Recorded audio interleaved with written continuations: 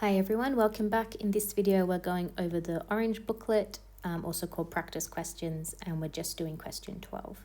Just a reminder, I'm using the second edition, and if you have any more questions, comments, concerns, etc., email me or go to the website.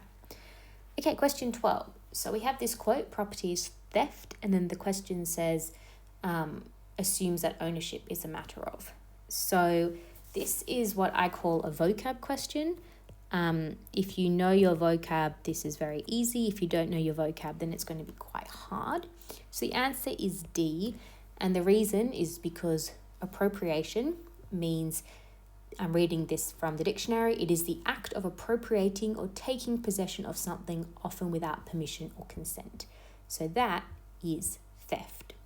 So therefore, if you see the word theft and you see the word appropriation, you know that they go together, and therefore that brings you directly to D. So yeah, I think this is a bit of a hard one if you don't know the definition of that word. You could probably knock out A, charity, and allocation quite easily, but I think you'd be a little bit stuck between C and D. So this is just a good reminder to please work on your vocab. I know that can be very hard to do and takes quite a long time.